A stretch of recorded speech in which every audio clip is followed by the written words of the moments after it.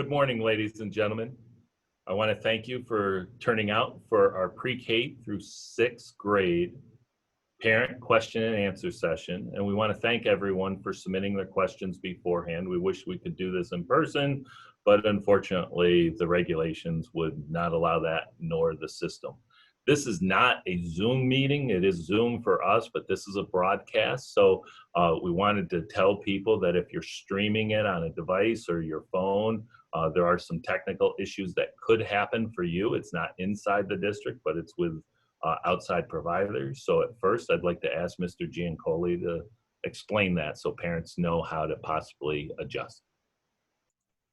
Thank you, Dr. Douglas. Good morning. Welcome to this live Zooming event. If you are watching this at home, we are going through, GST has provided a service to allow us to stream out to the public. If you look at the screen that you're looking at the bottom, there are three different servers that this is running on. So if you're experiencing some issues at home with buffering or the sound, you can choose a different server and refresh your browser window. That will help or alleviate some of the problems most of the time. We are also recording this and we'll be posting it on our YouTube channel and sending a link out as that takes a few hours to upload. So if you continue to have issues, again, the recording will be up much later in the day. Thank you, Mr. Giancoli. Ladies and gentlemen, as we start, we wanted to gather our elementary principals so that you have them hearing the same thing you're hearing, as well as we will turn to them from time to time throughout with a question here or there. But we also want to do introductions real quick. Obviously, I'm the superintendent. With me today is my assistant superintendent, Mr. Anthony Gill, our director of student services, Ms. Kelly Squires, our director of human relations, or HR, is Ms. Caitlin DeFilippo. Our director of curriculum professional learning, although she is blacked out right now because she's in a meeting, is Ms. Tiffany Owens, and she will join us in a little bit. And I know our assistant superintendent for business, Ms. Katie Bizzetti, may be able to join in a little bit as well.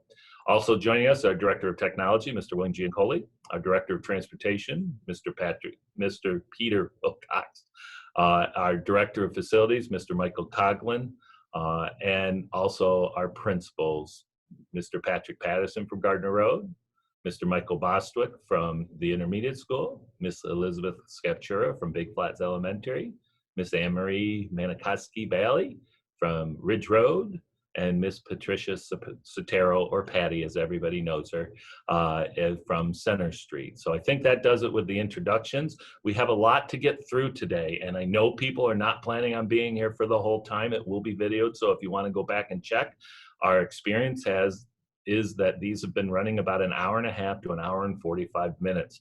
There are over 100 questions that we are going to get through in a conversation style. They center around health and safety, instructional, financial, and then all of our other departments. So please bear with us as we start off today.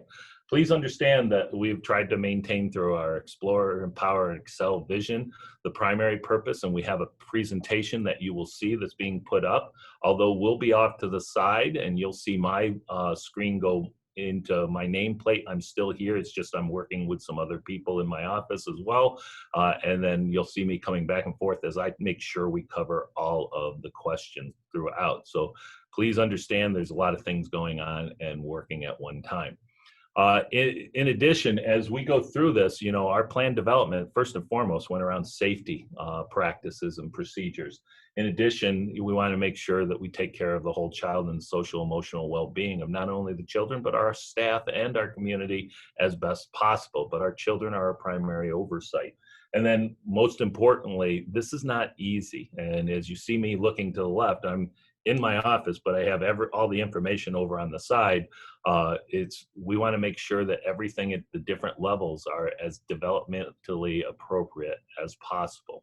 So please be aware that this wasn't a process that was entered into lightly. We should have had all the information in June. We did not get it until July 13th and 15th, and we had until July 31st to come up with our educational plan. Although we had thoughts, we did not have the guidelines. Now that we have the guidelines, we are entering into more the implementation piece of it, which normally we would have 4 months to do. So it is what it is, as the president said, in regards to COVID-19, we just have to adjust on the educational piece so that we can maintain the safety and health of all as best as possible. So please bear with me as we put up the presentation. We'll go through the first 2 slides. And then at this point, I just want you to know that this wasn't developed in a vacuum. This was developed through community partnerships. And you can go to the 3rd slide, Bill. This had over 80 participants from all the stakeholder groups that was with us. And what happens is teachers, parents, staff, administrators, Board of Education, district administration, community members, community organizations, all helped as we looked at basically 5 key areas of health and safety, transportation, nutrition, safety, social emotional well-being, and instruction. And we utilized all the formats as possible so that we could be as studied as possible, researched as possible, to develop the best educational and operational feasibility for Horseheads. A lot of people will say, well, it's for Horseheads. Well, this other district's doing this, or this other district's doing 100%. We could not necessarily do this in a vacuum because we needed to look at the continuum of education, which our governor ended up providing us and allowed us to go through and have the option of a total 100% in-person educational program, or a total 100% in remote educational program, or somewhere in the hybrid, and that it was up to the districts to plan what is appropriate for their setting. Unfortunately, we've had a lot of questions. I want 100% in person, or this is what the survey said. The initial survey was giving us information. And yes, 53% of those that did respond, that doesn't mean it's the majority of the district, 53% of those people that did respond wanted 100% in person. The real problem is to meet the State Department of Health guidelines and the New York State Education Department guidelines. We do not have the capacity or the financial resources to be able to do what is required to hold 100% in person for a district of our size. Much smaller schools are pretty much the only schools that you are going to see that from. And that's because they only have a class size of maybe 11 or 12 and can socially distance them. For us to do that, we'd have to have double the classrooms, double the teachers, double the buses. And as you can see, just that alone, we can't make happen. We also do not have the financial resources to be able to hire double the teachers, double the bus drivers, and so forth to keep it as safe as possible. So we were left with 2 choices, the hybrid and the remote, and we are trying to be everything to everybody, so we've chosen both. And that information went out yesterday, so people know which cohort they're on, and we will start talking about the elementary educational piece in a little bit. So that gives you the idea of where we are and why we are where we are. So right now, schools are scheduled to open in the hybrid and 100% remote format, and the calendar is going out, but we will have a different change to that start of the year with the calendar, which we'll explain later. So at this point, we're going to start focusing on a lot of different things, but primarily start off with health and safety, then we'll move to instruction, then we'll hit finance, and then we will wrap up. So I hope that helps you getting an overview of where we are right now. And at this time, I'll turn the presentation over to Ms. Caitlin DeFilippo and Mr. Michael Coughlin. Thank you. Thinking through how our committees and our district has approached the health and safety elements of our plan, we did come up with a plan that makes sure that we can meet all of the Department of Health requirements and the state ed requirements as far as what we need to do to make sure that we are doing everything possible to keep staff and students safe. We do know that we start with the premise that in New York State, the governor has said that if the regional infection rate is less than 5%, then we are permitted to have students in our classrooms. And that's where we are. We know currently we're somewhere below 1%, so we are able to reopen. We do know that if the regional infection rate rises above 9%, that there will be an automatic closure and students will be dismissed and moved to an all remote form of education. Yesterday, Governor Cuomo announced that He would also, in addition to the general 9% rule, take a look at individual districts. So if there is a flare up in one area of the state that even if we don't meet the 9% regional infection rate, that perhaps our district might be forced to remove to a remote situation. But as a starting point, we know we are clear to reopen so long as we have the following health and safety measures in effect. All of these measures really do rely on parent cooperation and having parents with a partnership with parents to make sure that we're able to meet all of these elements, to make sure we're keeping all of our kids and the Horseheads community safe. It starts right out with daily screenings every morning. So when students do enter the buildings, we will be testing them with a temperature check. If there is a student who has a temperature of greater than 100 degrees, they will be moved aside to an isolation area, and parents will be notified immediately. It will be a very quick process to reach out to parents to make sure they know they will need to come and pick up their student. It's probably a good idea for parents to get into the habit of checking their students' temperatures and checking for symptoms before they do come to school, just so there aren't any surprises once they do come to school, and then they are evaluated upon entry. Caitlin, one of the questions, just to clarify, because we keep getting it, is just because someone is quarantined, we work with the Department of Health. They will instruct us how to deal with contact tracing and quarantining, because what happens is we cannot release information, health information, on who has it and what amount of infection there is. That is up to the DOH, correct? Yes, yep, that's right.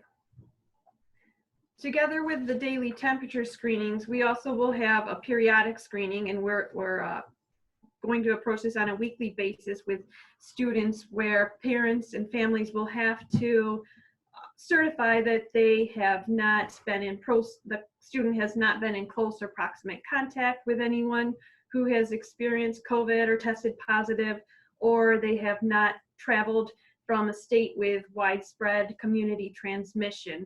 So, and we will be looking for this weekly when students come in for their first day of their cohort, either A or a B cohort. On the first day they are in buildings that week, we will require the screening questionnaire to be filled out. So we do have an online system that we will be rolling out. Parents will get an email when it is time to fill out the screening questionnaire, and principals will be able to see a report for anyone who has answered yes to any of the screening questions, or also anyone who has not completed the screening questionnaire. We also, one big part, and it's a commonly asked question, is what do masks look like in the school? What's going to be required for my student? So Horseheads is recommending that masks be worn at all times, and we are requiring that masks be worn anytime that individuals cannot socially distance in a 6-foot setting. Masks will be required anytime kids are on the buses, anytime they're in the hallway, or maybe they're moving from classroom to lunchroom, or maybe they're moving within the classroom, trips to bathrooms. All of these times, masks are mandatory. So when students are in their classrooms, and the classrooms are going to look different, there's going to be far fewer people in them, so social distance will be able to be achieved. If everyone is stationary and the teacher is also stationary and in a socially distant setting, students do have the ability to remove their masks during instruction time. Now, if instruction changes and perhaps the teacher has to move around the room or to look at papers or see what kids are doing, or maybe students have to work with each other, anytime that social distancing ends, then teachers will give students a cue. Okay, it's time to mask up, and everyone will be asked to put on their masks and get their facial coverings back on to make sure we're all being safe. students will definitely need to comply with the reasonable directions of a teacher and any staff member in the building. If there is a situation where students are not following these health and safety mandates, then it will be grounds for discipline. On our district website, in the frequently asked questions, you will see a superintendent's written directive. So this is an important piece to make sure that we have the tools to enforce the health and safety parts of our plan. So this written directive says that anytime there is a requirement at issue that's in line with our plan, whether it be wearing face masks or washing your hands or maintaining social distancing or permitting the temperature checks or perhaps answering the screening questionnaires, failure to do so would be subject to discipline under the district's code of conduct. Caitlin, if I can jump in with a couple quick questions in regards to this. Just so parents know, we do not test children for COVID or staff for COVID at schools, as you've already indicated. If a child is suspected of any symptoms, you will be required to come and pick them up immediately through contact through the nurse, so just be aware. I know other professions are required to test every couple of weeks. Teachers are not required to test at this point. They are relying on everyone working together collaboratively to keep a safe environment, but unfortunately that is not a part of the governor's requirements. If your child is sent home for any reason related to COVID, it affects the whole family, but that guidance will come from the Department of Health. And then additionally, if children have symptoms like asthma or allergies, make sure the nurses know that. They will be looking at the medical records of the students, but remember, there is guidelines for those that are showing and presenting symptoms of COVID. So that will be a discussion with medical professionals as the school does not make those determinations. So just be aware of those few things, and that if your student is running a fever, if is above 100 and we determine that that is potentially symptomatic of COVID, which one symptom does not mean that, but if it is, you have to have that fever broke. There are guidelines that we will be sending out, and Caitlin will be talking about just recently, but if it's just a simple cold and it's not COVID and the fever breaks, we are asking for parents' cooperation that any illness, try to make sure that we normally say 24 hours after, we have moved to 72 hours after. That does not mean a child can't participate in education. They can just do it remotely at home, and that way all stay as safe as possible. So those are a couple things to try to hit many of the questions that were here. Yes, if someone, either students or staff, presents with symptoms of COVID-19, we do have a protocol for what steps are in place to make sure they're able to return to school safely after being ill. And at minimum, that protocol is going to involve documentation from a healthcare provider, clearing that the person's okay to come back to school, a negative COVID test, and symptom resolution, as Dr. Douglas mentioned. If the person who experiences the symptoms of COVID does have a positive COVID-19 test, then they would need to be released from isolation, and we would work with the Chemung County Health Department to make sure we do have that assurance before somebody is coming back into school. I know there were questions about, so what happens as far as contact tracing? If a child was home due to a fellow classmate having COVID, who is it that gets quarantined? Is it just the child? Is it the whole family? Is it the whole school building? And how that works is we really will work with the Chemung County Department of Health. The quarantine could just be isolated to a couple students. It could be the whole classroom, or it could be the building. It really is going to depend on a case-by-case basis, working together with them to share information about who was in the rooms, what were they doing? Were they in a socially distant setting? Was everyone wearing their mask when they couldn't be socially distant as they were required to do?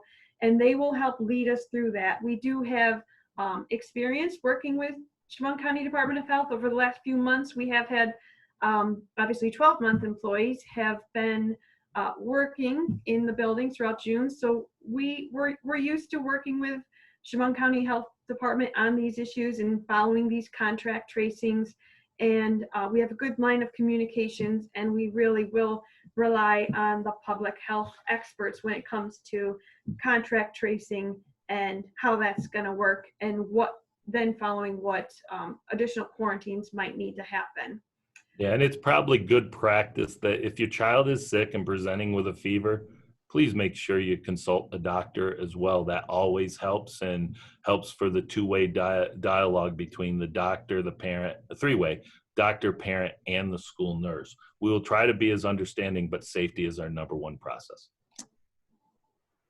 Another important item to note, since we're getting close to the end of summer here and people might be looking to have a last bit of summer fun, in travel, we are under a New York State travel advisory, and we'd ask that parents be very mindful of taking a look at that travel advisory and keeping up to date on what states are states with high community spread. Anyone who returns from one of those states will have to complete a 14-day isolation quarantine period before they are permitted to attend Horsehead schools. So students would not be able to start school in September if they have traveled and have not completed the 14-day isolation. So that's very important as you start looking towards what your agendas are in these last few weeks of summer here.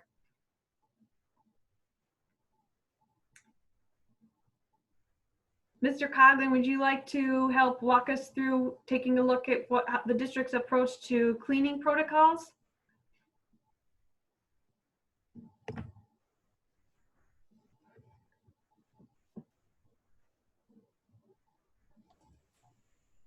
I apologize, I was on mute. First of all, I'd like to cover some of the cleaning protocols and procedures and products being used throughout all of our buildings. We get our governance from the CDC, State Education Department, the Health Department, and there's other agencies on the products that we'll be using to follow their guidelines, such as the EPA, OSHA, and PESH, to make sure we're safe while we're going through. I can assure you that all areas that'll be cleaned, high touch areas and recommendations coming, not limited to some of the things I'm covering, but will be disinfected daily, or as feel fit. In many cases, will be done multiple times during the day. Doorknobs, doors, light switches, desks, chairs, student desks, teachers' desks, offices, cafeteria, bathrooms, computer keyboards, ceiling vents, walls. So that's a list of stuff that's been provided by the state that we will be following the protocol to clean and disinfect off their guidelines and above and beyond in areas that we feel that we'll be using a little further.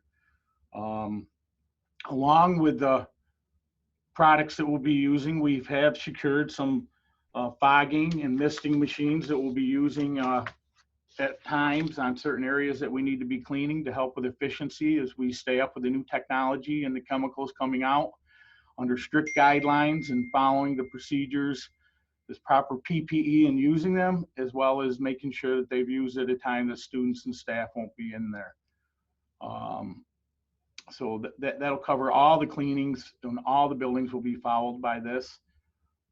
One other thing that we've mentioned on there that's today is students providing their own PPE mask and hand sanitizers. I don't know, Caitlin, if you'll get into that a little further, but I know the district will be providing, okay? So, but I do know, especially today, we're talking with the elementaries of the B mask and stuff. Some are a little more comfortable with their own. If they do not have, the district has secured mask and hand sanitizers will be in all the rooms, along with other PPE things they'll need and other disinfectants that could be used on a regular basis. But I am suggesting and feel with it, a lot of times kids will feel a little more comfortable if they have their own mask they're used to, or a hand sanitizer that you feel comfortable as a parent providing to them. As we found supply issues, there's a wide range of different sanitizers and products, so it's awful nice to try it out, and I would strongly encourage you to find one you're comfortable with using if this is an avenue you elect to go. All classrooms and hand sinks and stuff will have proper hygiene materials there, so we strongly encourage and we'll be continuing training on washing the hands. Social distancing in the classroom, we've begun in the last couple of weeks as the guidelines have come out. We're working even as we go today to clear the rooms out, to have the 6-foot distancing that's required for the students and the staff to be in the rooms. And all rooms will be set up with social distancing in mind as we set them up to come back into their classrooms. I know some of the questions that I've seen on playgrounds and recess has been brought up. These areas will be looked at. Social distancing will be part of the design of the recesses. Playgrounds will be disinfected daily and monitored for other cleanings when they're needed, but that's part of the guidelines. We're prepared to do them each day before the students are here. I know a lot of questions came up when I seen on air filtration standards. The district has following the guidelines on that. We've secured and have ordered MERV 13 filters for all of our mechanical devices in the district.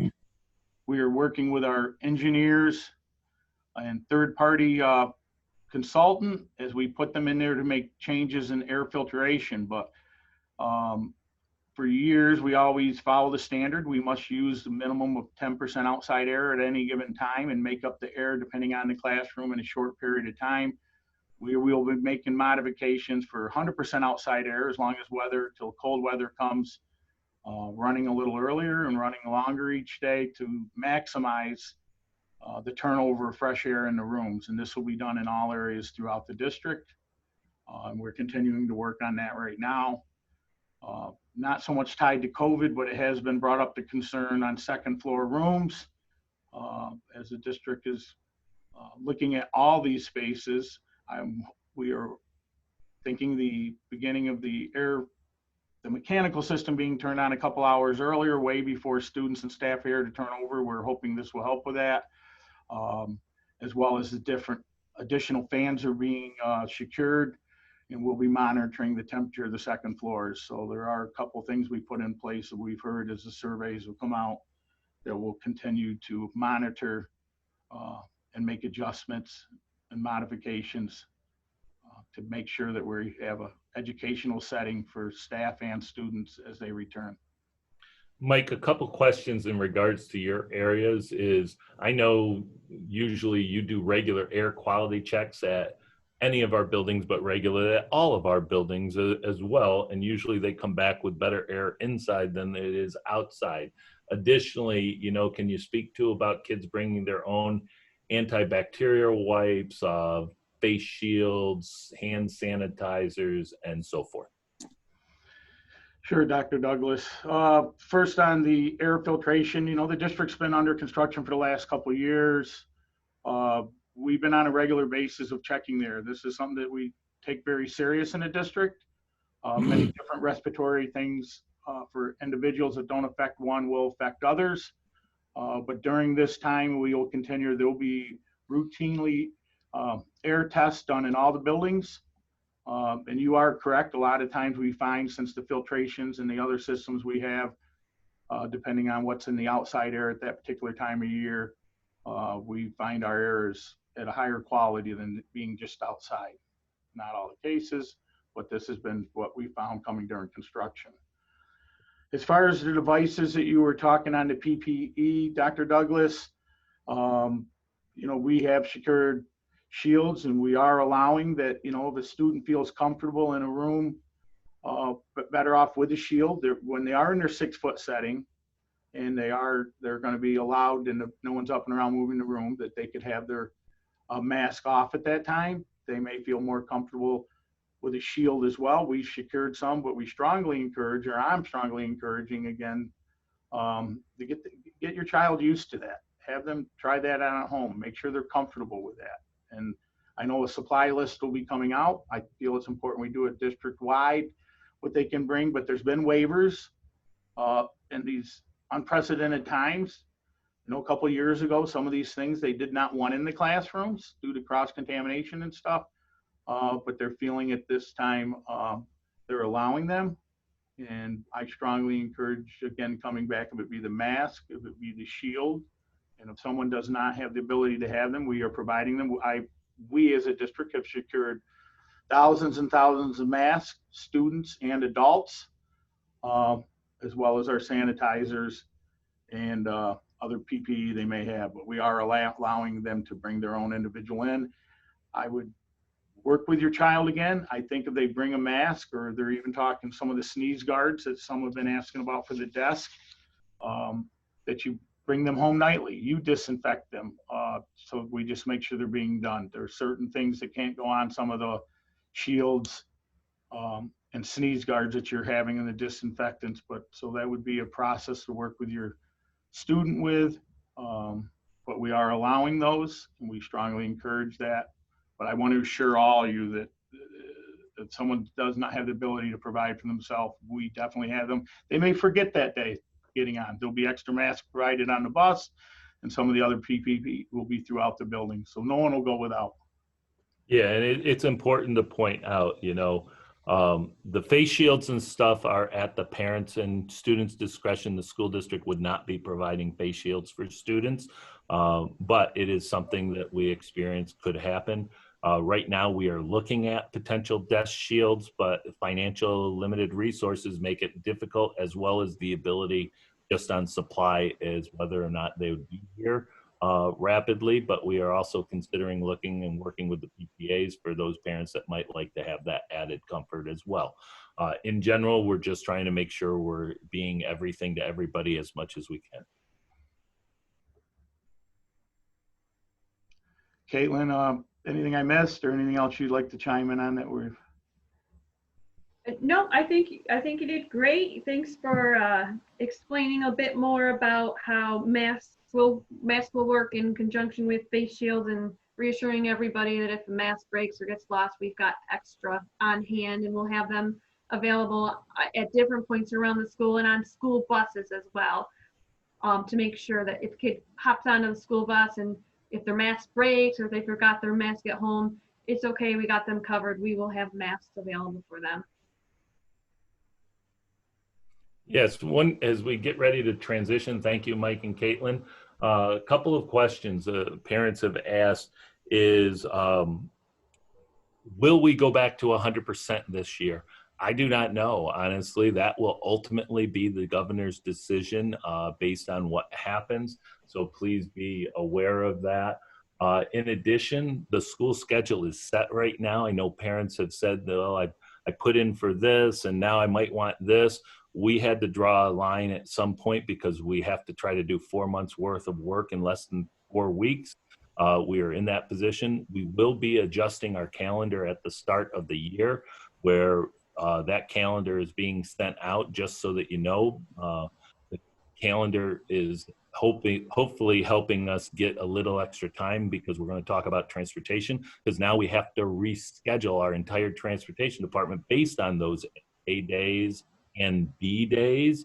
So that went out yesterday. If you have not heard what day your child is on, please give your building principal a call later today. Please know that we tried to establish that family households are on the same day. Obviously, that would make common sense. And that we are trying to make sure to get you the schedule, but the schedule for the most part will follow the daily schedule and rotations that you've seen, with some slight tweaks that you'll hear about in a little bit. And at this point, can somebody change their selection? Unfortunately, at this time, no. Only very, absolutely, extremely rare situations will be reviewed by district administration, and it is a rare situation that we can even consider, if that. But right now, for the next 3 weeks, there are no changes. So I hope that helps as we head off to try to explain a little bit about transportation. And in regards to masking and transportation, we want to say we really do appreciate everybody trying to step up and assist us, because it does help with the added parents transporting their students, but we will need to make sure we stick to the timelines and not try to pack into the last minute of the arrival time on that day. We need people to arrive during the time and only during the time, and not wait till the last minute. And then make sure that you're covering the supervision of your children to and from bus stops and so forth. So at this time, I've covered a couple questions. I'll turn it over to Pete. All right. Thank you, Dr. Douglas. A lot of the information that we already covered covers the school, because the school bus really is an extension of the school program. So maybe just a couple of things here that will help to alleviate some concerns and also to answer some of the questions. We have, as we already talked about, the masks. So one quick reminder about the mask when your child comes on the bus is just remember, don't send them with any food or drink, because that's going to kind of dictate that they're going to take their mask off. And that happens with young kids all the time. So it's just kind of a quick reminder. But also we want to alleviate your concerns on cleaning. Just as the buildings are all taken care of, Horseheads is going above and beyond with the school buses themselves. So they'll go out in the morning, they'll pick up the older kids, they'll deliver them. They'll go back out, pick up the younger kids, and deliver them to the schools as it's set up with the A and the B cohorts.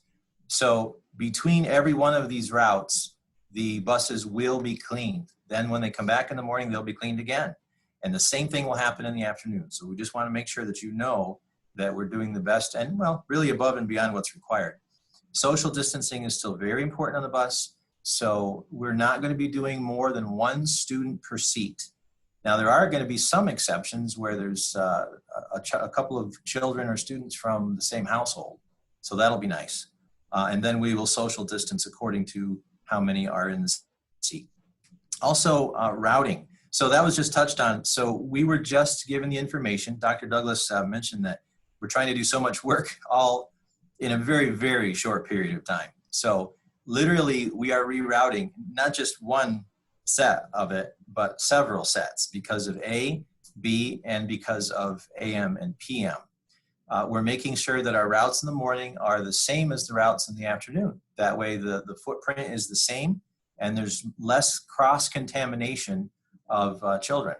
And we have to make sure that all of the kids are covered by the addresses that you parents, you folks gave us. We want to make sure that if you gave us an address that's a pickup or a drop-off for your AM and PM, as long as it was in that same zone, that same school zone, that we're doing that. So again, that's a whole nother part of the routing. So we don't have routing information for you as of yet. We are working very hard. We just started it yesterday, but it's in our best interest that you get that information. So we're going to do the best we can to get that to you as soon as we can.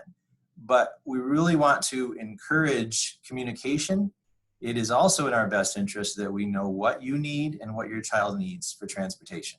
So if there are any questions after you get your information, then give us a call and then we will do the best to help you out.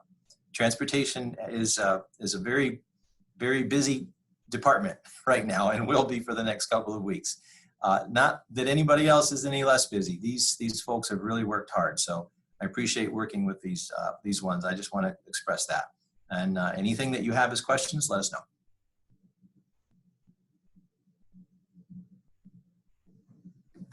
Thank you, Pete. A couple questions in regards to transportation. I'm just going to read them real quick. So principals, you get a real quick shot that you'll be putting out a lot more information, but just if you can help out.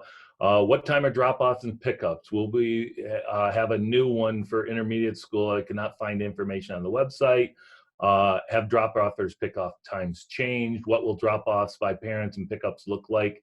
And any time changes? Will pickup times be staggered for intermediate school, elementary schools? Is this for the entire school year? And if we go back to normal schedule, what would happen to the remote kids? I'll take the last one, just so parents know, if we're ordered to go back to 100% in person, the remote portion will end and students who have already been scheduled into classes, so we would make that transition back. But it is highly unlikely that we're going to see that anytime soon, and hopefully our governor would give us some indication on that. As far as pickup and drop-offs by the parents, we do appreciate it, but we need you to help, and we can't have a lot of students showing up early. But at this time, I'm going to start at the intermediate school and work backwards. Mr. Bostwick, do you want to say anything? Sure, thanks, Dr. Douglas. We do plan to keep our start and end times the same at this point. We are working through a capacity issue. Typically, students can be dropped off as early as 7:40 where students would then go to the cafeteria into that location until 8 o'clock where homeroom time starts, and then they would report to the classroom. But at this point, we're working through deciding how many students we would be able to keep in the cafeteria. So we are asking parents, if you are dropping off, the best time to drop off would be to start at 8 o'clock. That way the kids could go directly to the homeroom and then not be mixed in the cafeteria. So again, we're working through that. Once all of that is finalized, at that point, we will be sending information home. But drop off can be anytime between 8 and 8:25 at the front of the building. And as Dr. Douglas already mentioned in our protocols from Caitlin DeFilippo, they'll be temperature checked and be able to move right to homeroom. And it's important that on drop-offs, parents drop their kids off and be prepared to pull up. Their child gets out immediately, safely, and pull away. There is a new format structure at the end. Additionally, pickups from the intermediate school will potentially be changing because we can't have parents coming into the building. Please know that unless parents have a meeting in the building, there will be no visitors to our buildings as well, as that sort of opens up our safety issues. So unless there is a need for parents and visitors to the building, there will be no visitors or parents visiting the building just to come in. We aren't trying to keep you away, but it's part of our safety protocol, so please understand. And parking, if you're parking at the intermediate school, a lot of the times you may have to look at it as parking, and the kids may have to come and figure out how we're getting them out to you.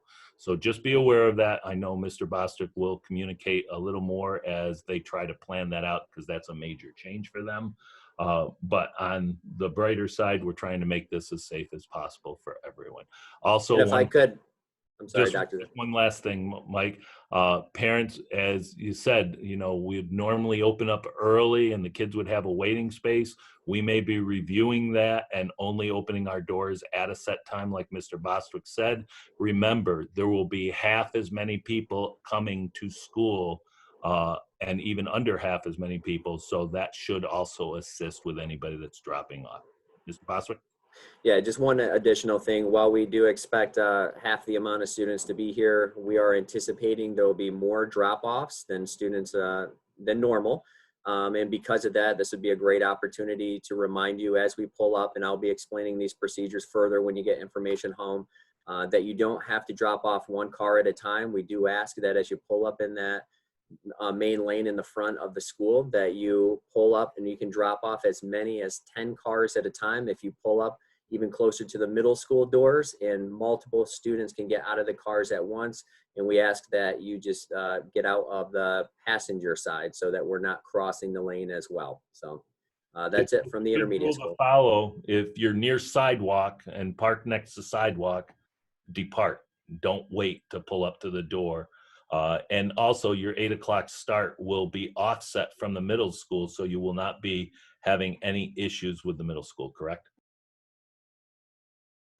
That's correct. The middle school will be dropping off far earlier than that. And so by 7:40, their school day is being underway and they're starting their first period. And so that's when the intermediate school students typically come. But again, we're working through that process to see how many kids we can get in the school. So if you could work closer toward 8 o'clock, we still have a 25-minute window to allow students to come in before they're marked tardy at 8:25.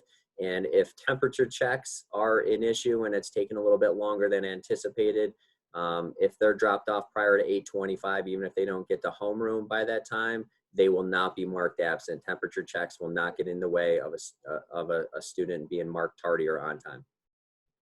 Thank you. How about each of the elementary schools, starting with Patty?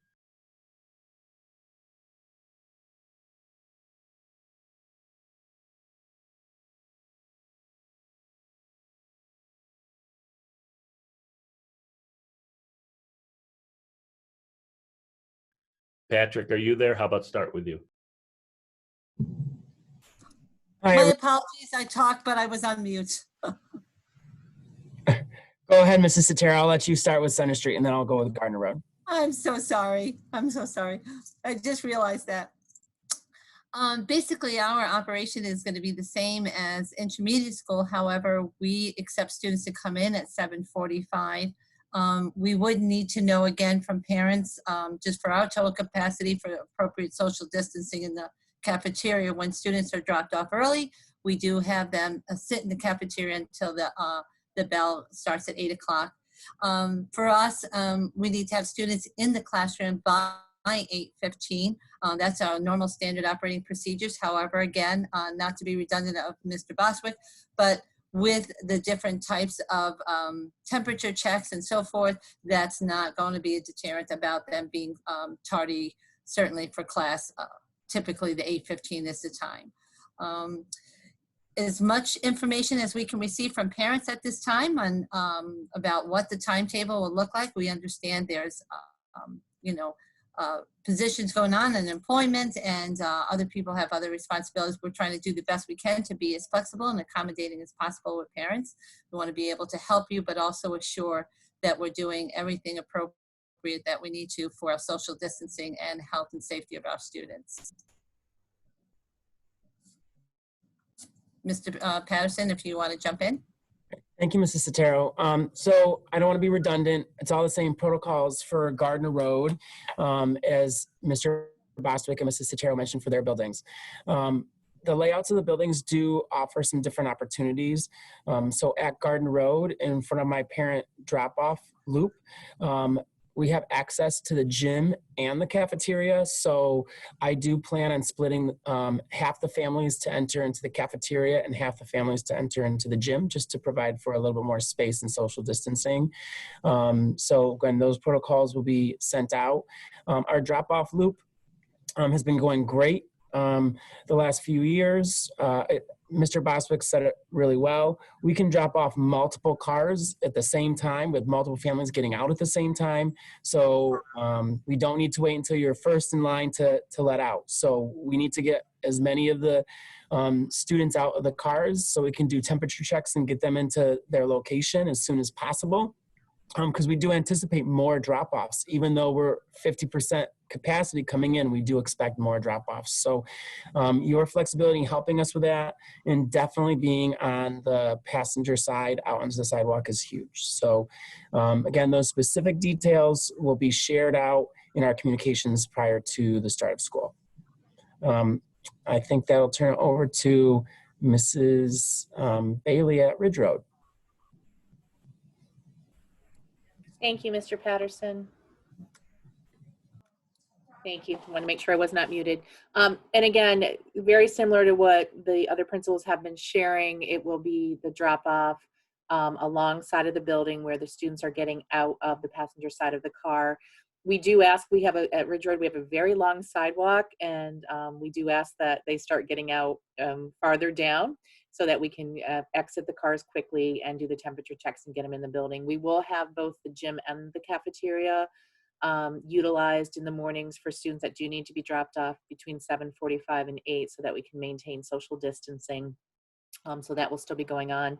And the only thing we ask is that, and it's already been shared, but unfortunately parents can't come in this time. So we know that, unfortunately we will not be having cars pull in the back parking lot and parking to bring the children in. So that'll be a little bit of a difference, but we will be sending everything out to you, and we're going to try to keep it as smooth as possible for the students as we transition back.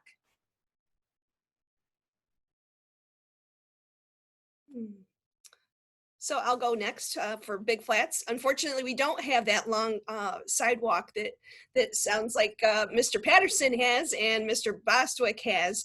At Big Flats, we are a little bit unique because you're most likely often accustomed to Mrs. Skepter opening your student's car door and kind of give them a little chauffeur service.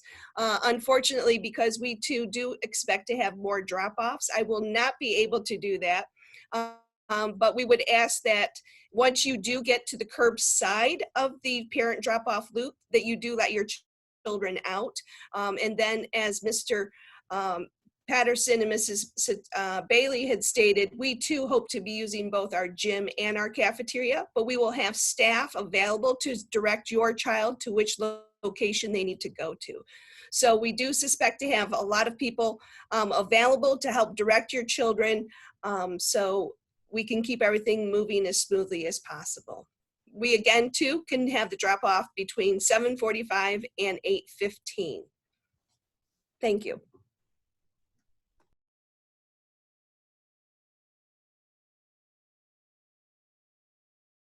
Well, now on to, I believe it's nutrition with, I think it's Jessica Preston who's with us, correct, Jess? Hi, yes, good morning, Dr. Douglas. I am here and ready to talk about nutrition.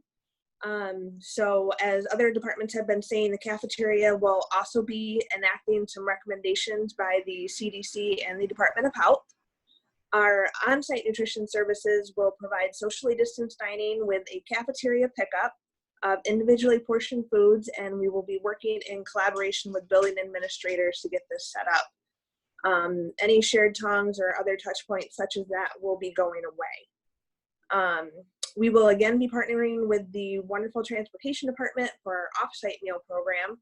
So on hybrid days with distance learning taking place, we will be providing access for all enrolled students to breakfast and lunch meals.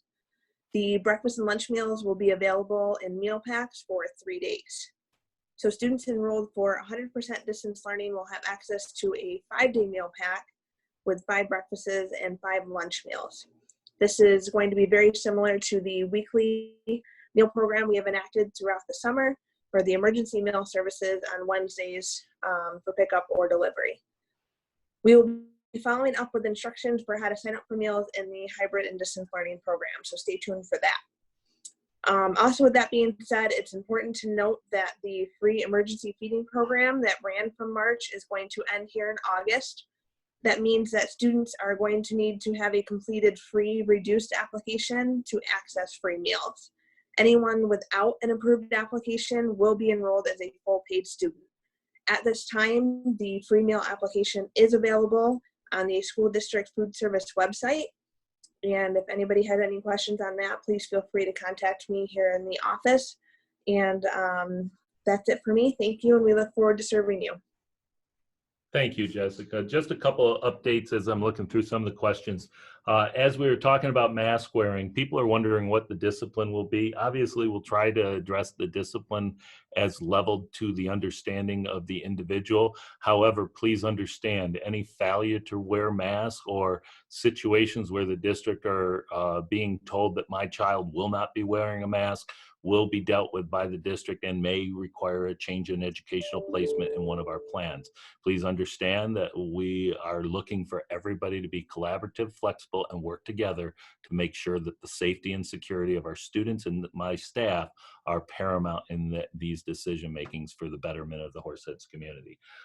Just so that you know, as we go through this, our educational piece and social emotional piece are sort of intertwined. So I'll turn that over to Mr. Gill as well as Mrs. Squires. Thank you. So briefly, I'll introduce this piece of the social well-being, and then I'll be handing it over to Kelly to talk a little bit more about some specifics. I know that each of our principals have been working with their staff and having these conversations about those student orientations, and even virtual tours have been discussed. I know there was questions that came in about that and what that might look like. This presentation was built with all the pre-K through 12 questions on it, so you will see freshman first day, just making sure we're being thorough. Even the high school and the middle school and all our transition grade levels are trying to rethink how we do that in the new the reality of this school year starting. So I think it's also important to note now as we continue to move, and you've heard prior to me that many of we're in an implementation phase. Our plan, as Dr. Douglas was saying, was 2-week notice to put things together, submit to the state and the Department of Health, and now this month is spent, doing the nitty-gritty details and the logistics of how to make those plans come to fruition and meet those expectations of the state. So you'll hear sometimes this is in the works, this is what we're doing, and these are the conversations we're having. Please be reassured that we are sending home information and communicating, and our building principals are great about that, to let you know those changes and what the school year will look like as we develop into the next month on those, our next couple weeks on those plans. So with that, I'm going to turn it over to Kel. Sure. Good morning. So first piece to talk about with regards to the social emotional well-being is the piece way back when we talked about the committees that were formed back in mid to the end of July. And because social emotional well-being is such at the forefront of the conversation for everybody, that was its own committee to think about. Now, social emotional well-being crossed all of the committees, and interestingly, most of what was discussed as far as supports are concerned were identified in all the committees as areas that needed to be addressed. So that really rose to the forefront as something that we needed to address, really to think about the stress levels, the anxiety levels, and the concerns that all parties had. And so we looked at that as a three-pronged approach. We looked at how we can support the staff when they enter the building, because they have not been in the building for long periods of time since March, same as the students. So really making sure when they enter the building that they feel safe and comfortable and able to work well in the environment that they're in, so that they can support the students. So when the students come into the building in that following week, that we can support what their needs are socially and emotionally as they re-enter the school after having not been here since March. And the last piece is the families. We realize that there are situations that are causing a significant amount of stress and anxiety, given the situation we're in, not just with school, but across the whole community environment. So we've been really working hard at looking at what are those supports that we can put in place for staff, for students, and when families need support, what are those school and community resources that we have or that we can access to make sure that everybody gets their needs met. So we're looking at offering training that will occur at the beginning of the school year for staff, and then working with the students as they enter the building. And then we're looking at long-term as well. How can we support this in a long-term fashion? Because as everybody has touched upon, we are not sure what this is going to look like in a month, 3 months, 6 months. So really making sure that we continue to approach and support everyone as those changes may occur. The other piece I want to touch upon with regards to social emotional is that certainly if you see, we will be doing check-ins with staff and with students, but if you as family members have concerns with your students, you notice something before they leave the door to get onto the bus. Our bus and transportation department is amazing. They're the first point at which the kids see. They will help in any way that they can. Please let us know if you have any concerns when you send your children off. We do realize that a lot will be coming in cars as well this year, though. So any way that you can communicate with us that there may be a concern, we will have a communication chain and a plan for how to support students when they get to the building. So communicate with us, and like I said, we'll do the best we can to support everyone through this to make sure that they feel comfortable and safe in our environment. Thank you, Kelly. I think something you shared in the previous times we've met or had these presentations is that as individuals, as workers, we came into our office spaces in June, and we developed a comfort level with the new surroundings and a new way of doing our business. And we're very conscious of making sure we extend that same phase in and assisting students and our faculty to have that same movement into this new work environment, this new learning environment, and how it's a little bit different and getting used to the new norms. So I've appreciated that kind of context, and I think it's important for parents to know that that's at the forefront of our brain. And I'm really, with our work that we've been doing as a system, going to our 2030 on making social emotional, addressing social emotional needs has been a key piece of our system. And so this is a nice, just a continuation of that work that we were well poised to do. And so important it was that we made it its own committee with its own stakeholder groups to meet and have conversations about this rather than wrapping it up in some other instructional or we knew that it transcended all our operations and educational, the social well-being of the people in our institution and in our system. So with that, we can transition over to the instructional side. We'll be looking to Kelly again and Tiffany Owen momentarily, and Bill Giancolli to talk about some things. First, I want to just talk to everybody about the external academic programs. We did have questions. We do have students that do participate in programs outside our buildings. Those individual situations, either the BOCES will be communicating with those families to make sure that they understand what the process is and the attendance, especially when it comes to our special ed programs. I know Kelly and her team have been working with those families specifically. Um, although this is more of a elementary, we did have a question that came in last night concerning BOCES CTE, and just to reiterate and confirming with BOCES for the career technical education at our high school, we do follow, they are following our schedule. That is how we are working, and that's what's been said during these calls. But I digress. It was a question that came back in from a secondary person last night, but I want to make sure we addressed it. But even then, Mr. Gill, even for our elementary programs that may be connected to BOCES at other sites, please work with your IEPs and the special ed department, because they will be formatting the schedule. And yes, even our lower levels will operate according to our schedule and what we provide with BOCES. So thank you. Mm-hmm. And like I said, so Cal and her team have been in conversations, and we're going to talk more about that in a moment. Questions came in about attendance, and we even had one last night in addition about attendance and what does that look like. I think I might do what I did the previous presentation and really drop down to that last bullet, the learning management system, to kind of give some, because there was questions on that, and I think it'll help with a lot of these other topics that we see here. So I should have moved that up on the list. A learning management system is the foundation and a single point access for our students.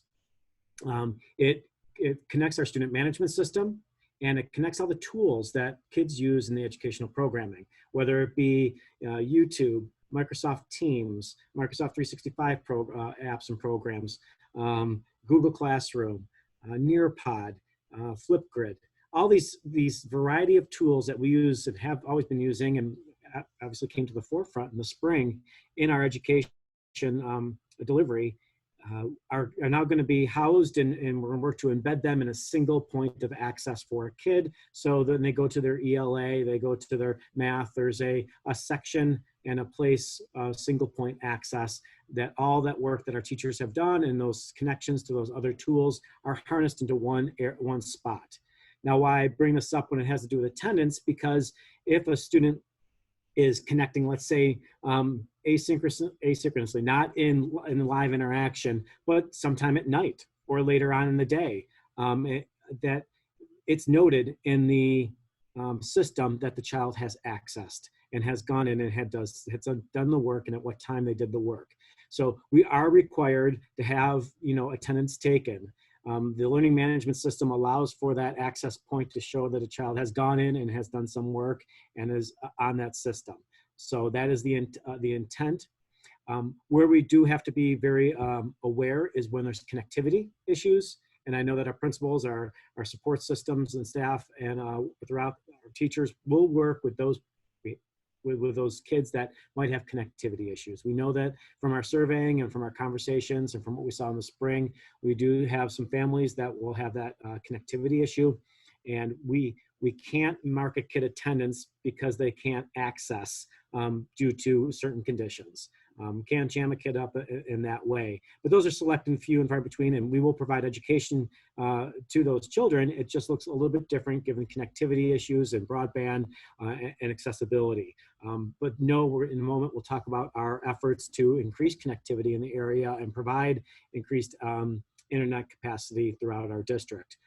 But that aside, we are aware that attendance for some families will become more closely monitored, and understandings and conversations with teachers and principals to ensure that we are taking regular attendance. So no, we're not out to ding a child to mark them absence because they don't have internet in their home. But we are doing as much efforts to reach out and provide some access points throughout the area, including our buildings and buses, to help assist families in getting the content in a drop and go, or come in, get the information, and be able to leave an access point spot. New York State, we're doing everything in our reasonable means to make sure that students can connect and have attendance, and of course the partnership with the families and the community to ensure that they're doing on what their end to support. So it's a two-way street on that one.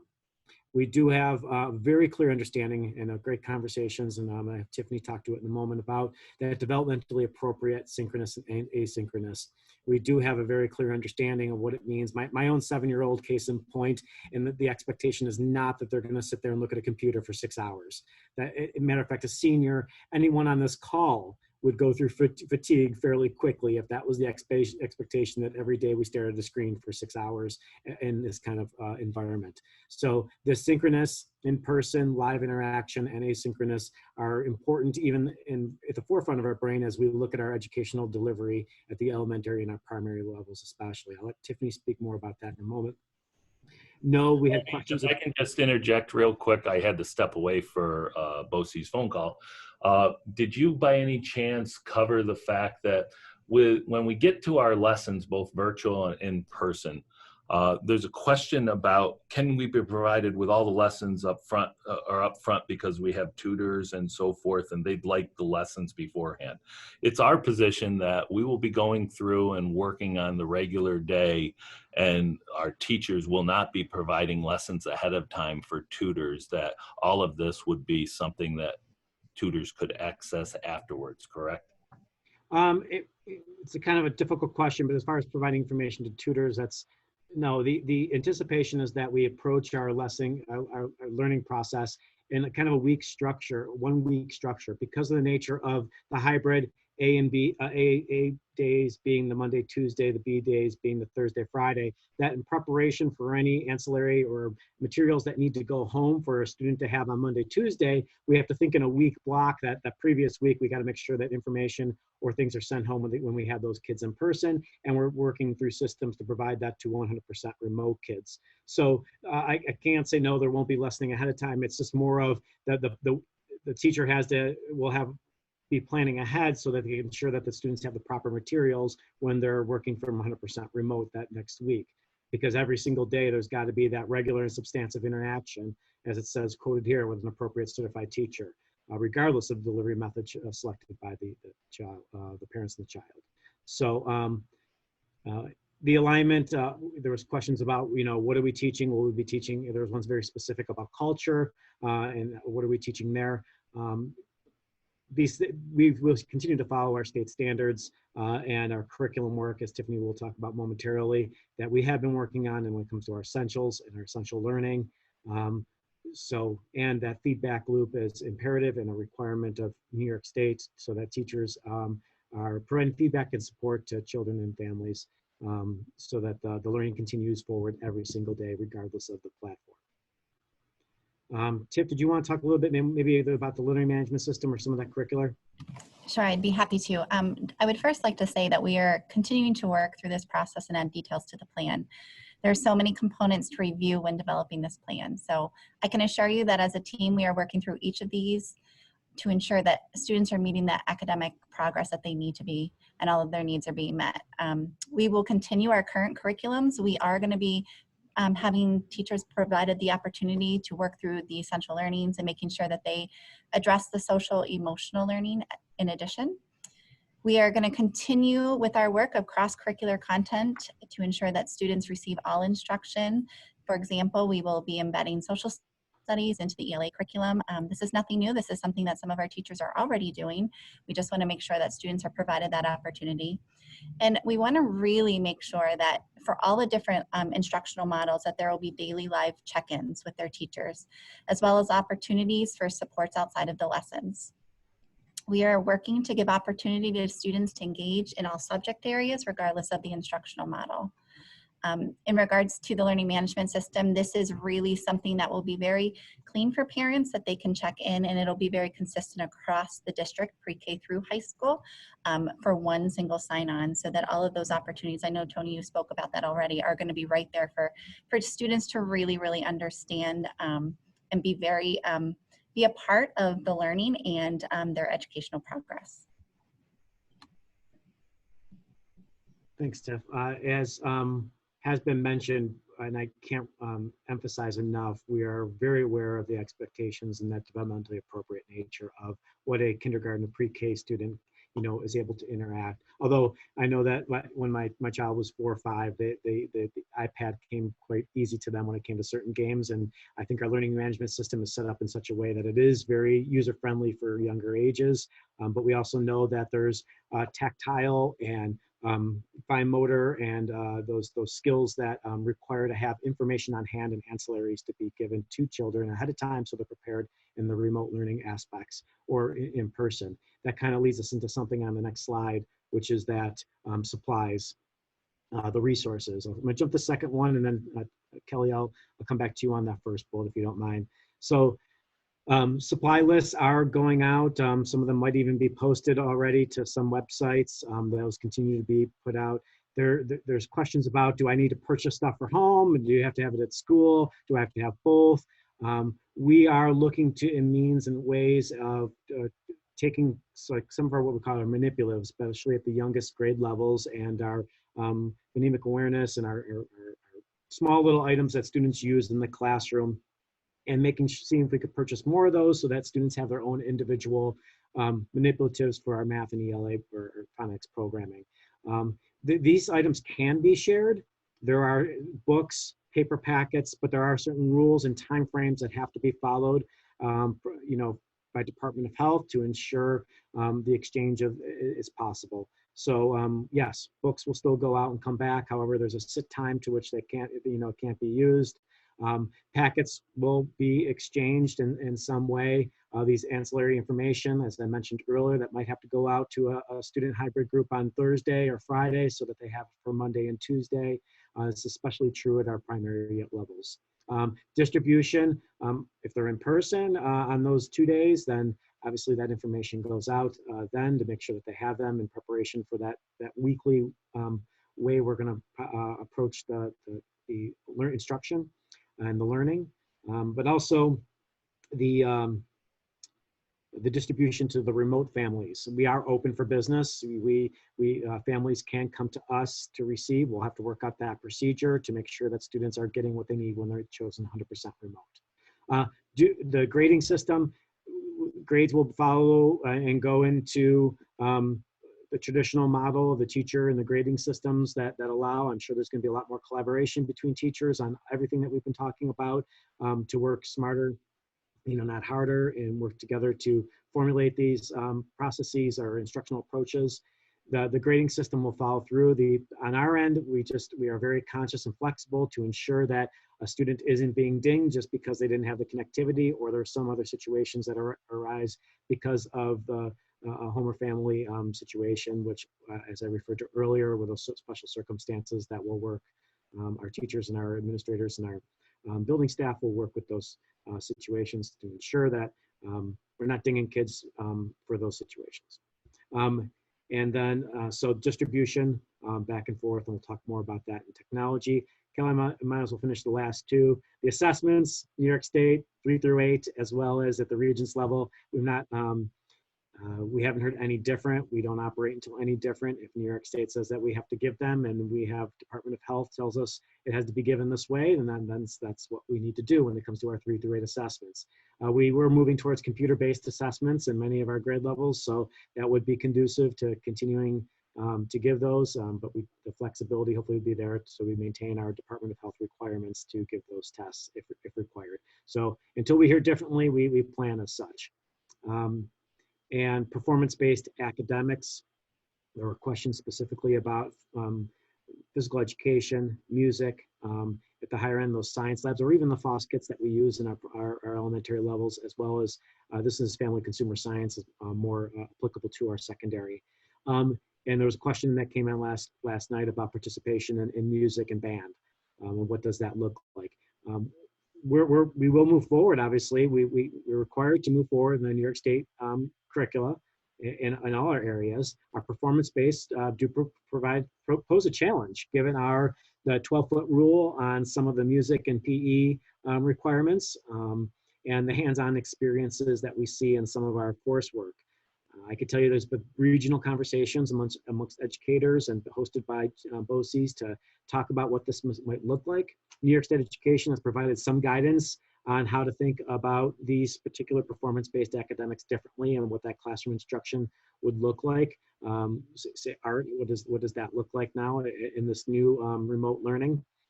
So that is a conversation that's ongoing, and department chairs and Tiffany and her team and the principals are discussing to understand how we make those opportunities, continue those opportunities, and make them a reality in this new system and with the Department of Health guidance and requirements. So with that, I'm gonna hand it over to Kelly for student disability, but I do want to come back on to talk about cohorting real quick. So go ahead, Kelly. Okay, so with regards to students with disabilities and 504 accommodation plans, the state was very specific with regards to its plan for reopening, specifically for students with special needs. There was guidance within that document that talked about we needed to give priority to students who were designated as students with high needs. From experience in the spring, talking to both staff and families, for our students that were of highest need, it was extremely difficult without a lot of support for them to engage as best they could in learning in the curriculum. So for those reasons, when we were looking at the planning and what that could look like, it was clear actually across all of the committees that we were talking about as far as the safety and the instructional, that we all valued the need for that and to work collaboratively to make that happen. So I do have to say right up front that both the families and the principals have been fantastic about being collaborative in making sure that we can meet those needs of the students that were designated as high needs as best we can. So having said that, we worked across the district to look at first what the general education plan was going to be, and then we looked deeper at what it could be for our students that had identified special education needs. So students in particular who needed supplemental education from a special education teacher or specially designed instruction from a special education teacher, we put together what is a tiered approach to that increased level of support.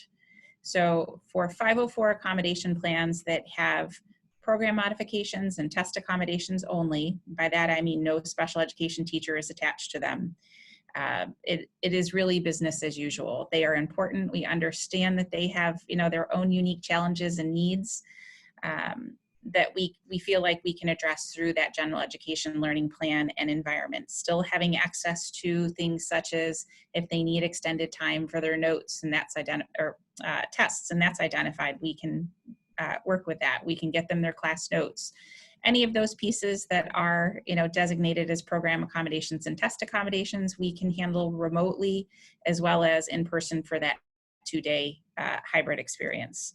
Next step up would be the resource room. We are looking at how we're going to add additional supports for the students, particularly K-6, without having them cross cohorts. So for the resource room piece, we're looking at a model of a push-in support for the students to start with, and then we will reevaluate that and see how we can layer in additional supports once we get, you know, thinking about that social, emotional, and safety, health and safety piece in first. Once students and staff are back in the buildings and comfortable and understand all those rules and routines and expectations, both for behavior and learning, then we can start to look at how we can think about this differently and might be able to support the students differently. But at this point, we'll be pushing into the classrooms to support the students. 15-1 students who have that on their IEP will be a 4-day-a-week student, and then the 12-1 students who are self-contained will be 5 days a week. The other piece to the planning that we took into consideration is we need to make sure that we have that parent voice. So we're in the process now of having the CSC chairs call every single family to make sure if there are any questions that you understand what that tiered approach and support looks like, and we can answer any questions you have. So again, that we can ensure that you're making an informed decision and that we're collaborating with you. And again, I have to say, I know the principals have fielded some of those phone calls, and it really has been a true collaborative approach in how we've been working with the families. Related services. So related services, again, will be collaboration with the families and the related service providers. From their experience in the spring and working with the families, their professional opinions and families' opinions really may be looking either in person or remotely for teletherapy. Some kids did really well with teletherapy, others did not, given what their special needs are. So we will still be doing a combination of teletherapy and in person because of the hybrid and remote learning situations. For our BOCES students, students who have a program that is run through BOCES, whether it be in our buildings or up on campus, they, similarly to the 12-on-1 students, will be a 5-day-a-week program. Again, if you have any questions with regards to the special education planning, please reach out to our student services office and the CSE chairs, and we'll be happy to talk you through any questions that you have. Thank you, Kelly. Mhm. Just want to briefly talk about the cohorting before jumping into the technology aspect. Yesterday, families should have received notification of the cohort day, A being the Monday, Tuesday, B being the Thursday, Friday, and their specific attendance cohort. If there was a discrepancy on what you believe was put into the system, and what as far as you chose 100% remote, and for some reason you got a cohort message yesterday, please reach out to your building principal so that can be sorted out. At this time, because of capacity and because of how our system works and ensuring that we only have a set number of kids in person, this was a very laborious task for our team. Normally in a given year, hours and hours are spent with the teachers and the administrator to determine heterogeneous groupings for any given classroom. To add to the difficulty of that was the siblings crossing over and whether or not they chose remote or a hybrid model. So with those parameters of starting with the siblings and the days chosen by older siblings and how they came down, our elementary principals really worked diligently to heterogeneously create classes of students and make sure that they stayed within the social distancing, the capacity given social distancing in our classrooms. So I say all that because the lists and the assignment to those particular cohort days are pretty much locked in stone. There's very little wiggle room given the capacity and given those siblings and given the heterogeneous groupings that the principals created. So if only an error, if 100% was selected and for some reason you got the call saying that you were assigned a hybrid day, then please reach out to your building principal so that can be sorted out. Next would be a piece on technology. Can I jump in real quick? Oh, yeah, absolutely, Move Kelly. on to technology. I'm sorry, I didn't touch upon the layer for the autism consultant model. So that was the one piece I didn't touch, and I apologize for overstepping you, Bill. That also, students who are on the autism spectrum that are in our ASD consultant model will also be in the buildings 4 days a week. So I'm sorry, I wanted to make sure I hit all those tiered levels that were in that letter that went to parents. All right, thanks, Kelly. So right now, when it comes to technology, it's while students here in the hybrid model, keep in mind we're trying to limit their movement. I think the health and safety, and earlier on we were talking about the movement around the building, and our principals talked about flow and the signage that will need to go up to help and just the new norm of training and getting used to situations of movement. You know, we are trying to limit the amount of movement that kids do, especially at the primary levels and the elementary levels around our buildings, and what that might look like.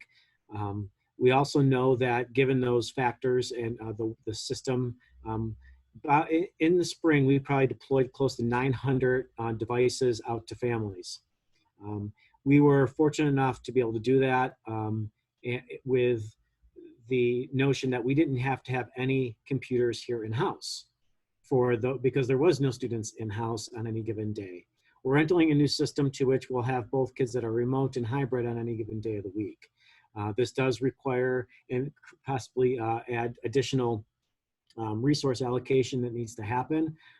I still anticipate us moving forward with a needs-based system in some way and trying to provide as many families with as many devices as we can while still maintaining what we'll need in-house, because we will have now students in-house where we didn't have that in the spring, to meet their needs.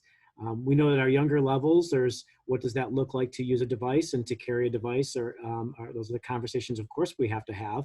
Again, using my own kid as an example and what the responsibility that he should take on. Conversations about what that has, it just tells me that in-house we need to have some computers. So with that, in the spring and continuing forward, we are encouraging bring your own device, the BYOD. We have open access points to our buildings to which students can safely access the internet. We have areas to which we're going to work with agencies and municipalities around our district to provide hotspots where a student can access technology through our server, the Wi-Fi or broadband Wi-Fi through our servers safely. We're in constant communication with some county level efforts to increase those capacities. We have fire departments that are working with us, as well as some townships and we also have 10 units. Some of them will be put on buses to deliver to areas around the district. Matter of fact, that's being tested today on several of our buses. This is not a new system. We've had a single bus that's been outfitted for a couple years now to provide hotspot access to our families or to students when they're on that bus. So increasing that and then doing plug-in servers at a variety of different locations right now where there isn't very good broadband wires around the area. So with that, I just want, Bill, if you can just quickly speak to that device without too much of those details, those specs, but at least give parents an idea what that looks like. Thank you, Mr. Gill. Well, you basically, yes, we devices, as you covered, we did distribute roughly about between 800 and 900 laptops in the spring. We're looking to do some kind of similar distribution. It really does become a supply and demand issue at this point. We only have so many resources, and then reaching out to vendors, they are finding, like Dell and everything, they're delayed with their, they're delayed as well with their laptops, and it's really hard to find laptops at this point in general. It seems like a lot of districts are in the same kind of predicament. The BYOD program is a good program. We did send out kind of a spec sheet or a buying guide if you're thinking about buying a laptop, or if you have one, just to make sure it will work with our network and some of the resources that we're going to have some of the educators and our teachers using. So be on the lookout for that. Excuse me. The point of the BYOD is that, as Mr. Gill pointed out, is that when you bring a computer in, it goes onto our network and it provides a safe environment, so that the child, especially when we're talking younger kids, are navigating. They don't have to worry about any malicious, software or sites or going to any place that they shouldn't be. So it's a way to make it nice, self-contained. And that it rings true for our remote Wi-Fi that we're putting out into the community and hotspots. The purpose of that is that, again, we are able to filter it and we're able to kind of give a controlled environment for a student to learn. So we are working on the details for the distribution and the connectivity. We're starting to running some tests, and we're hoping that as time goes on and supply increases, we can also provide devices. Thank you. And to be clear on that supply and demand, right now, early indications do look promising. It might be several 4 to 5 week lead out. So we're hoping to, again, increase our devices and our touchscreen, making sure the front forward camera, touchscreen when possible, and especially our primary levels, more of the apps and the iPads. There was a question that came in, excuse me, I believe last night about, what type of technology. Again, we put out specs that kind of give you an idea of what will work and what will connect.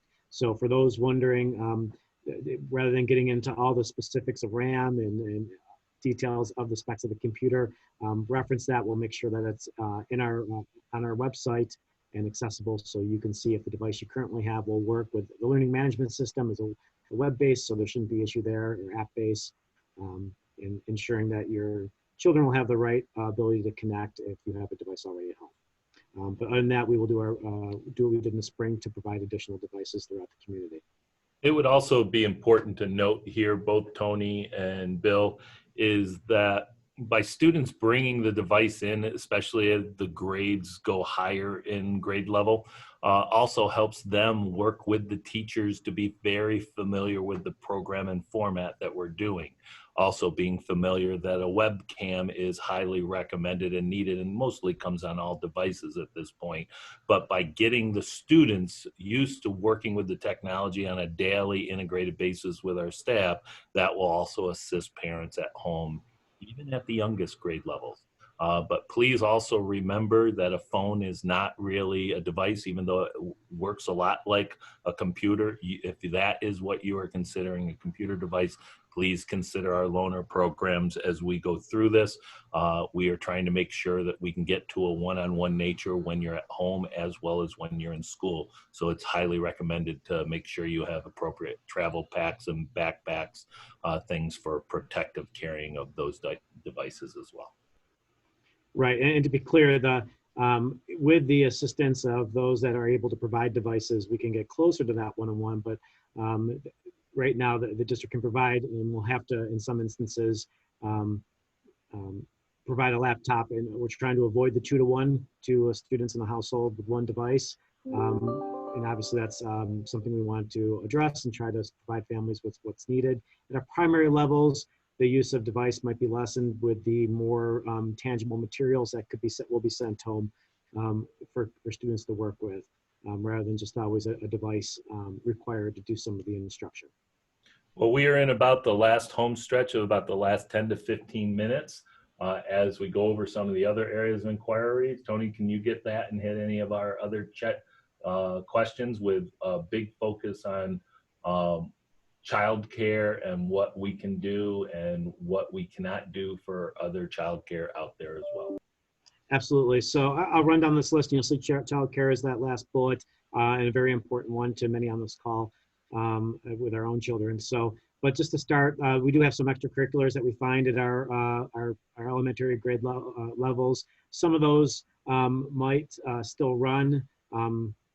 Those are conversations to be had. There's certain value and ability to do some of them, but we have to be aware that some are not feasible given the current climate. So there'll be conversations with principals for those extracurriculars that they look like in their building outside the school day.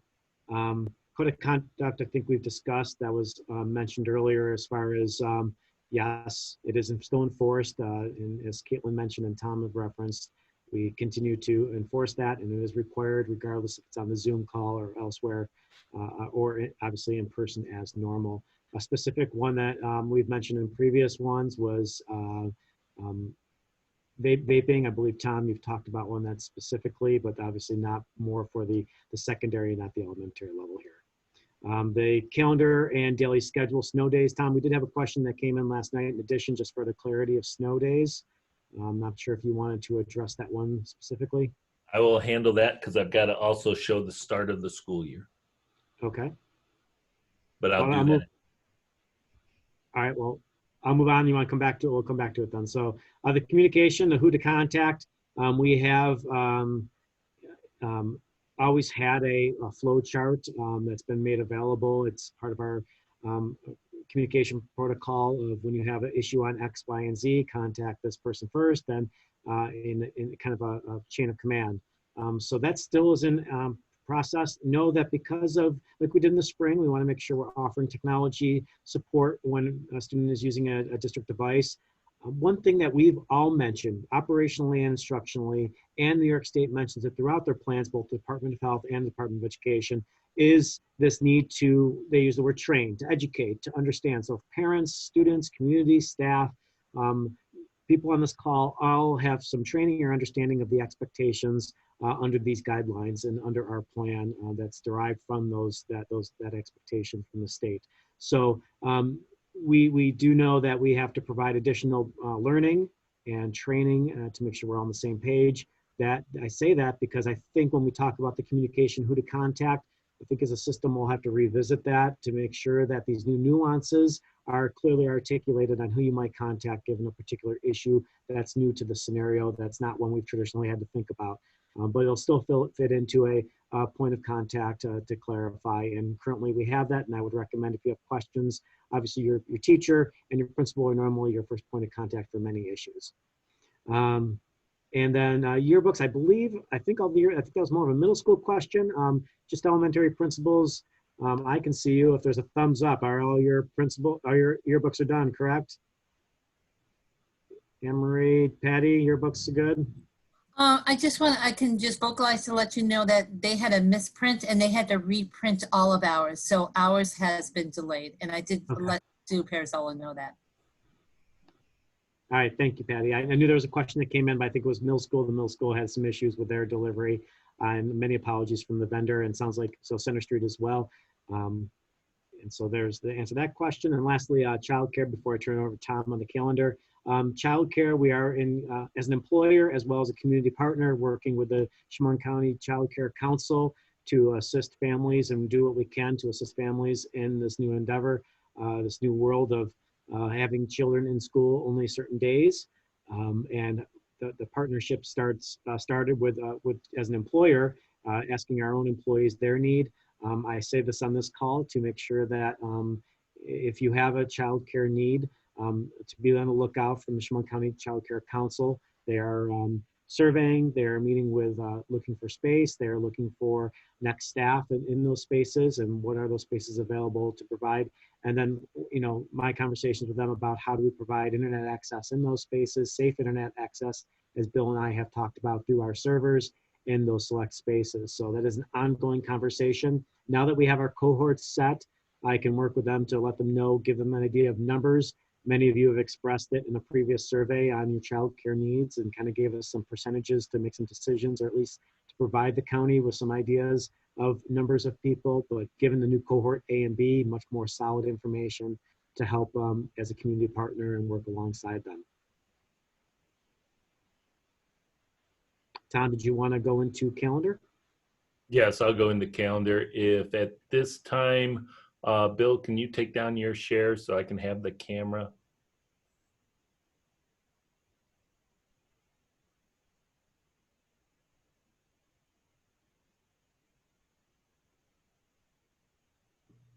Thomas, you're muted.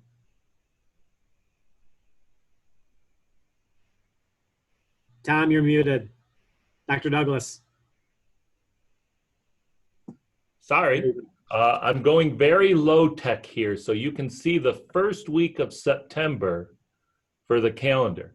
Notice, ladies and gentlemen, the first 4 days, the 8th through the 11th, the school district is using those as superintendent's conference days. There will be no attendance of students at school during that week. But we are also going the next week, the week of the 14th through the 18th. Notice the blue days are the A cohort. On Monday and Tuesday, the A cohort will come to school.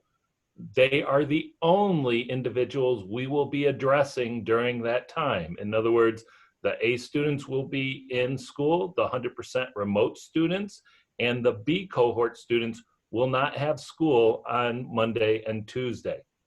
On Wednesday, we will be addressing the remote students. More information will be following on that because we do not know yet, use that day as the one day to bring those students in if the parents are willing under the same protocols to make sure technology and connections are established as well as the relationship with the teacher on that day. On this day, Wednesday, the A cohort and the B cohort would not have school. And then obviously on Thursday and Friday, the 17th and the 18th is the B cohort. Those would be the only students that would be in school on those days.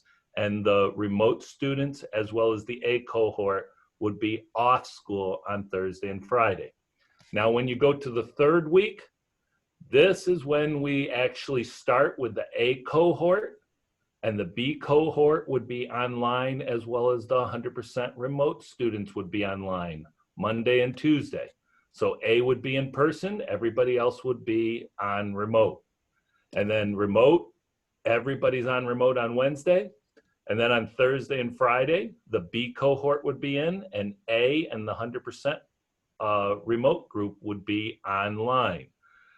just so that you know, this will be a light week of education because we're trying to make sure that we build capacity over the first 3 weeks of school with the teachers and the students about forming relationships and building their educational technological skills during that time.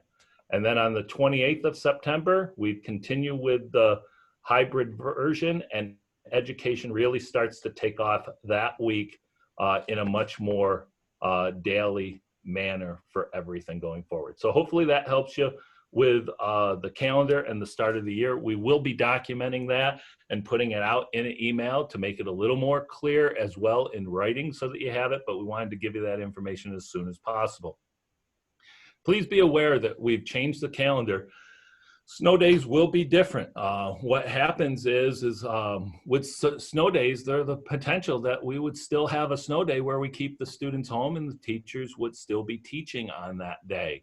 And that helps to preserve, hopefully, our breaks and gets us to the 180-day requirement by our state education department for our financial resources for the district. So please stay tuned, and it all depends on what happens at the state level and what they order for the school district.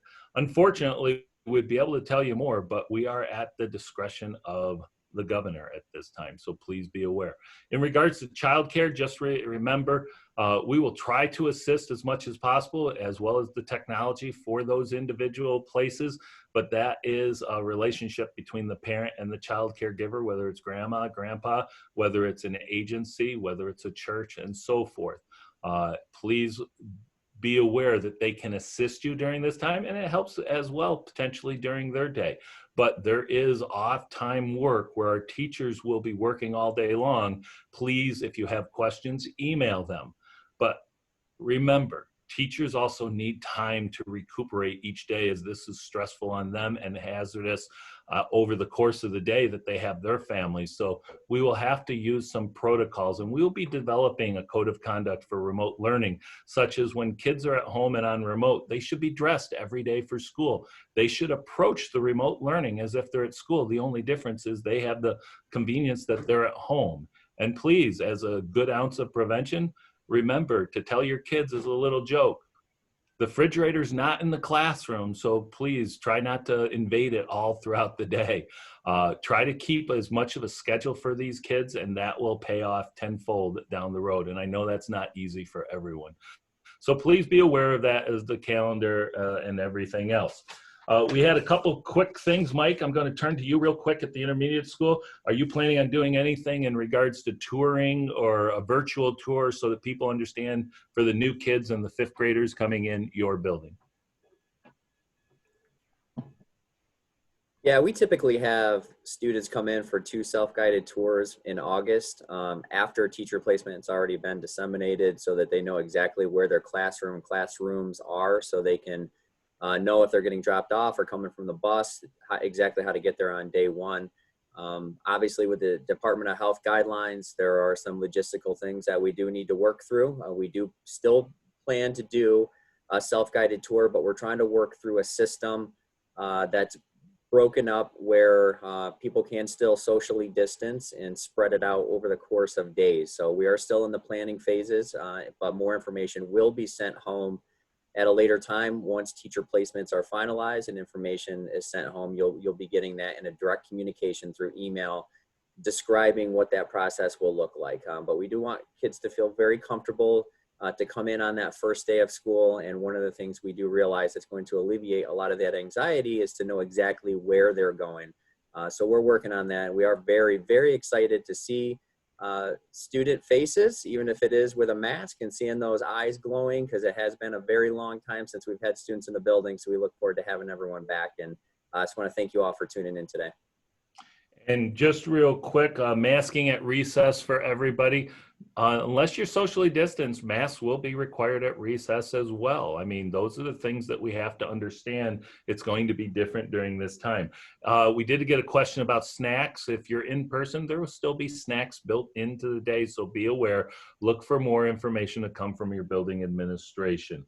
Switching rooms, did we cover that, Tony, that primarily we are going to be cohorting and keeping the kids with minimal movement? It's minimal movement. We want to make sure that we're still doing the curricular requirements with our students in some of our special areas. So yeah, there is conversation about bringing some at the elementary level, some of that work in-house to a single classroom. However, we do recognize there are some resources and tools in rooms that are required to move the curriculum forward. So it's kind of it's an ongoing conversation. Yeah, so a lot of it, so parents understand, is we are going to try to do it as safely as possible and minimize the movement as possible. But if you've ever seen elementary schools and the fire drills, the kids move safer than any other place I know, and they will follow the leader of their sort of mama duck or daddy duck walking down the hall. So that's a good thing. In regards to teacher assignments, just so that people know, we've had to reschedule everything. Please do not call about teacher assignments. They will be given to you as soon as possible. I would even say, if you can, wait for the supplies, because supply lists are going to change. Even though teachers were great and they put them out beforehand, just be aware things are going to change. As much as you can, help us on the technology. That way we can try to address everything as quickly as possible. So I think that's mostly, as I just gather up any final thoughts, I wanted to turn it over to our Assistant Superintendent of Business, because, ladies and gentlemen, everything we are doing was never budgeted for. It was never in the budget, and we are looking at every opportunity in our budget where we can make savings. Or you have to understand, we may not be able to offer some things like concerts at the night and so forth. Our goal is about the educational program, but I wanted Ms. Bizzetti to tell us where we stand, as well as the potential of future cuts coming from the state. Sure. Good morning, everyone. Just briefly to give you a quick flavor of the financial implications of everything You're we've froggy discussed. again. I'm sorry? Your computer's having a froggy issue again. Okay. I'll do the best I can. We can still understand you. It just has a little back. So go ahead. Thank you. Okay. Sorry about that, everyone. So school districts, like every other business in the state and in the country, is being impacted by COVID-19, no different than anyone else. So we have two things going on. As Dr. Douglas alluded to, everything that we've mentioned today that we've had to purchase, the PPE, the disinfecting materials and equipment, all the technology and everything that we need to make this program a success has not been budgeted for. So we have a budget allotment, thanks to the support of our community, that we're allocated to spend for the year. So to meet these goals and obligations, we are repurposing our money where we would have spent it on one item if the year was normal, and now purchasing everything we need to reopen our buildings safely and get our educational program going. So on top of that, when the governor passed his state budget, given the state's own financial challenges, there were mechanisms built into the state budget that can reduce state aid to schools and other public agencies up to 20% to help the state balance its own budget. So we are always looking out for news of those cuts. We did hear of one that will impact our August state aid payment. So we're just being very mindful of what's coming down from the state as far as impacts to our state aid that we rely so heavily on, while balancing everything we need to open our schools. So be assured we're doing everything we can right now. We're making it work. Everything will be here that is needed, but the year will be challenging. And we'll see where those other trade-offs may have to happen as the year progresses. Thank you, Katie. And just as an example of that, parents, your help is greatly appreciated in every facet. From our survey, 98% of the individuals said they would help out with the PPE. Please, we do appreciate that, because just as an example, if I have to purchase PPE on a daily basis for every student, every staff, every nurse, and every visitor to the school, just the student staff piece is really over $850,000 for this year. By having everybody help, and what happens is we only have to make sure we have it on hand, that's probably a savings of over $600,000 to $700,000, and we appreciate it, because we need to put that funding that's not in our budget, but we're going to have to spend it towards technology purchases. That's why the desk shield is of an issue. If we bought a desk shield for every desk right now, it's almost $500,000 to $600,000. We are looking for a better option and a better opportunity that if we can maybe work with the PTAs and PTOs, that maybe parents might wish to do that, because it becomes a personal device, because you would have to literally take it with you. It's your own personal shield. So if we can, look for more of that to follow in the very near future. But again, it will take time to get here. Again, with all of this, we don't know what the future holds. We know that we are going to do the best that we can. We ask for flexibility, common understandings, and support and collaboration to try to make it the safest, the best opportunity, education for all. Like our mission statement says, we've been exploring everything possible. We've been empowering the committees to help us guide in the decision. And now once we do the implementation, we are basically challenging our staff, our students, our families to excel for Horseheads.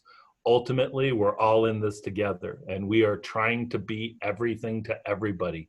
But I hope you understand, my administration, my team, my instructional staff will try to be everything to everybody, but understand that we really can't be everything, but we'll always give it our best shot. So we hope that this has been informative. Please, if you have questions, reach out to your building administrators. They will run it up through, or email us and we will get an answer to you. The biggest thing is stay actively engaged, keep our kids moving forward, and we will get through this, and hopefully sooner rather than later. So thank you for joining us for this pre-K through 6 parent question and answer session for the start of the 2020-2021 school year. Thank you all. Stay safe.